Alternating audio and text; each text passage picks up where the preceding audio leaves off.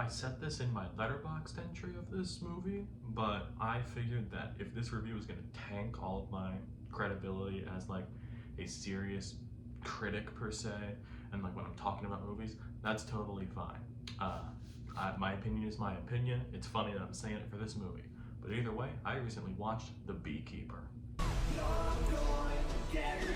This is the latest movie that stars Jason Statham. You know, that kind of subgenre of action movies where it's like Jason Statham go beats up a guy. It's a new one of those. More notably, in my opinion, no, this is actually directed by David Ayer. I'm pretty sure this is his first like theatrical movie since Suicide Squad about 8 years ago at this point. I could be wrong though. I'm gonna flash something up here just in case I am. In this, Jason Statham plays a beekeeper in this, and he has got after a neighbor of his fell for a fishing scam and he dives into what could have happened there, it starts unraveling this conspiracy of what is happening with the US government, as well as who Jason Statham's character actually is and why he's so good at doing what he does. And I feel like I don't really have a lot to say about this because I am admittedly a sucker for this kind of movie.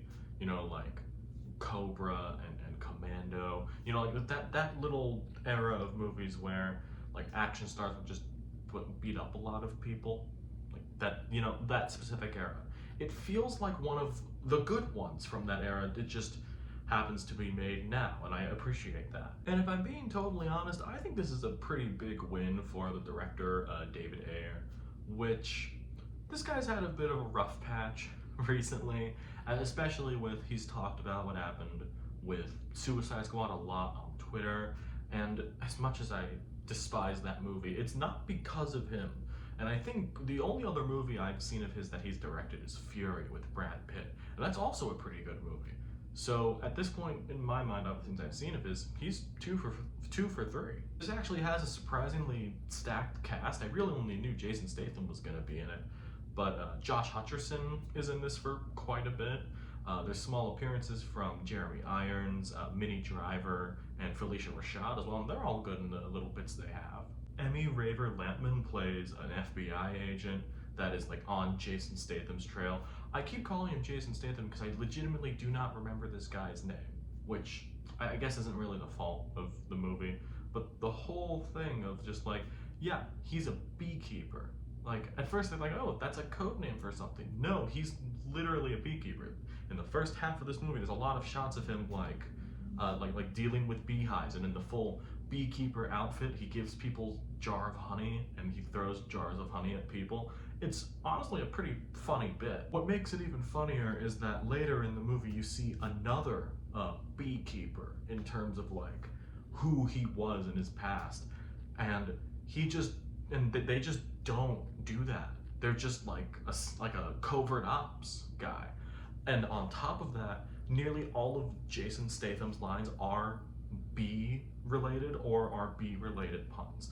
I'm sure you've seen the trailers, there's literally a line in the movie where someone asks him to be or not to be, and then he goes, "I'd rather be."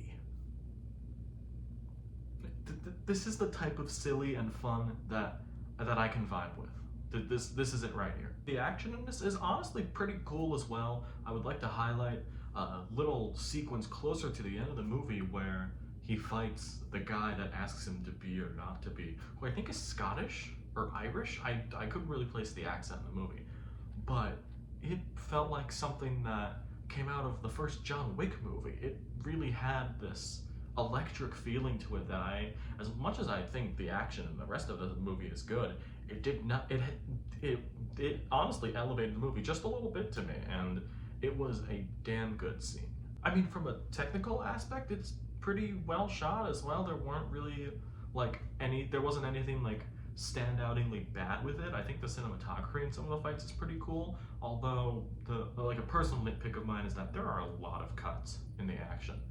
I'm one of those guys where like you can have minimal cuts in a fight as possible. That's just my personal taste though.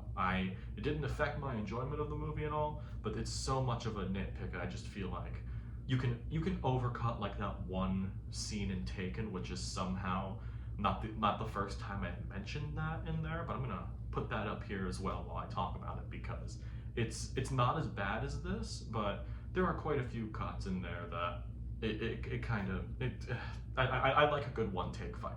That's all. I mean, I guess there's not much else to say about this. I actually really enjoyed The Beekeeper. I think the whole vibe of the conspiracy theory almost thing was a good backdrop for, you know, Jason Statham fights. As I mentioned earlier, it feels like a good throwback to the late 70s or early 80s of like something Jean-Claude Van Damme could have been in. And I don't know why I thought of this, but also I thought of Blue Thunder, I think it's from the late 80s with Roy Scheider, with the experimental helicopter plot. I don't know why I thought of that, but it popped into my head. It might not make any sense, but that's what popped into my head. The Beekeeper, I'm gonna give it 4 stars. In terms of the Jason Statham action movie canon, this is one of the better ones. In fact, I'd say this is one of the best ones. I've been trying to get this new setup work for a little bit here, and I think it turned out pretty well, although, you know, turning to the nose, it's gonna like put my head on a swivel, like dodging punches from Jason Statham.